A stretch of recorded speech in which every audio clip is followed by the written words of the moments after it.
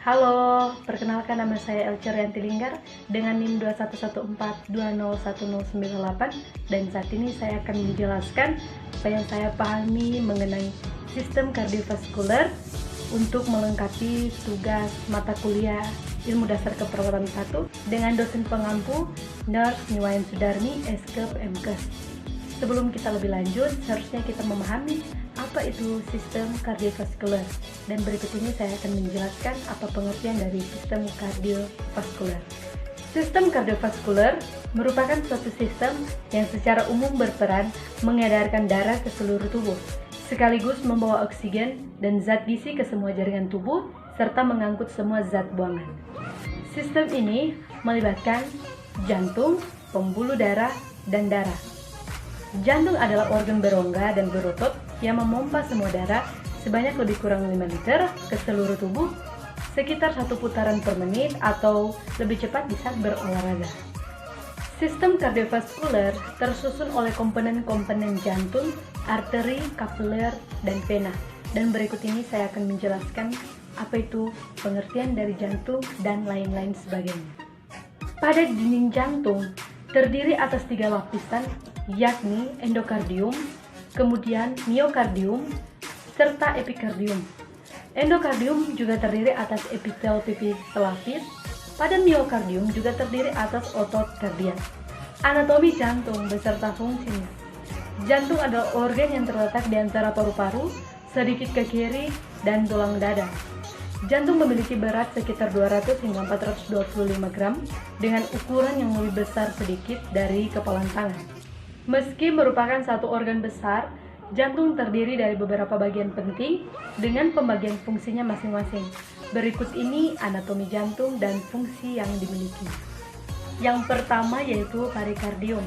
Perikardium adalah lapisan atau dinding yang melapisi rongga jantung yang berisi cairan untuk melindungi jantung dari gesekan ketika jantung berdetak. Rongga pada jantung yang berisikan cairan tersebut dinamakan perikardium. Perikardium juga berfungsi untuk menghasilkan cairan bernama serous yang berguna untuk melumasi permukaan membran dan membuat jantung bergerak lebih mudah. Fungsi dari perikardium sendiri adalah untuk menjaga organ jantung agar tidak bergeser dan tetap berada di tempatnya. Adapun penyakit yang terjadi pada bagian perikardium disebut perikarditis. Penyakit ini disebabkan oleh kerusakan atau peradangan pada bagian perikardium di jantung. Hal ini dapat dipicu oleh beberapa faktor termasuk infeksi, serangan jantung, operasi jantung, dan faktor lainnya. Yang kedua, serambi atau atrium. Bagian utama jantung terdiri dari 4 ruang. 2 ruang teratas dinamakan serambi atau atrium. Serambi yang terletak di bagian atas sebelah kanan disebut sebagai serambi kanan, dan serambi yang terletak di bagian atas sebelah kiri disebut serambi kiri. Serambi kanan memiliki fungsi untuk menerima darah kotor atau belum tersaring yang berasal dari dalam tubuh. Sedangkan serambi kiri memiliki fungsi untuk menerima darah bersih yang telah mendapat oksigen dari paru-paru. Kemudian, darah tersebut dipompa melalui bilik kiri menuju pembuluh darah aorta.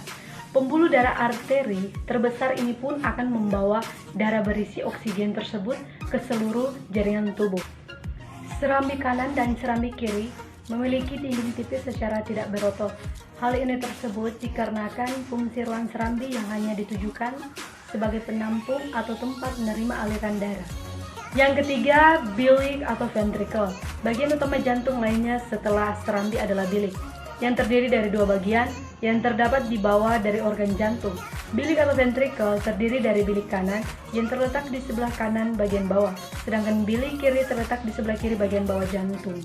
Fungsi dari bilik kanan adalah untuk memompa darah kotor yang berasal dari jantung sehingga dapat menuju paru-paru. Bilik kiri memiliki fungsi untuk memompa darah bersih dari jantung ke seluruh aliran darah dan jaringan di dalam tubuh. Bilik memiliki dinding atau lapisan yang lebih tebal karena bekerja lebih keras jika dibandingkan dengan serambi. Yang keempat yaitu katup. Pada bagian-bagian jantung lainnya terdapat katup yang berupa sekat yang berguna bagi aliran darah untuk tetap mengalir dalam satu arah. Berikut ini nama dan juga fungsi dari keempat katup di dalam jantung. Yang pertama yaitu katup trikuspid, berfungsi untuk mengatur aliran darah yang terletak di antara serambi kanan dan bilik kanan. Yang kedua, katup pulmonal, berfungsi untuk mengatur aliran darah dari bilik kanan menuju arteri pulmonalis. Yang ketiga, katup mitral, memiliki fungsi untuk mengalirkan darah yang membawa oksigen menuju paru-paru dengan melewati serambi kiri ke bilik kiri. Yang keempat, katup aorta, merupakan katup yang berfungsi untuk membuka jalan bagi darah yang kaya oksigen dari bilik kiri menuju aorta. Paling penting bagi kita untuk menjaga kesehatan bagian-bagian jantung, karena tanpa jantung yang sehat, penyakit bisa muncul kapan saja dan dapat membuat aktivitas kita terganggu. Bahkan kemungkinan terburuk berupa kematian bisa saja terjadi. Nah, itulah penjelasan dari saya tentang sistem kardiovaskuler. Anda baru lulus SMA atau SMK? Masih bingung mau mencari tempat kuliah yang terjangkau dan fasilitas yang memadai, namun dengan tenaga pendidik yang profesional? Nah, di saat ini saya akan mempromosikan kampus saya, yaitu Universitas Pembangunan Indonesia yang biasa kita kenal dengan UNBI, Manado. Kampus kita mempunyai 6 program studi. Yang pertama, Fakultas Keperawatan, yang kedua, Fakultas Pertanian, yang ketiga, Fakultas Ilmu Sosial dan Politik, yang keempat, Fakultas Hukum, yang kelima, Fakultas Teknik, dan yang keenam, Fakultas Sastra. Jika Anda masih bingung mencari tempat kuliah, mari bergabung bersama kami di Universitas Pembangunan Indonesia Manado. Sekian dan terima kasih.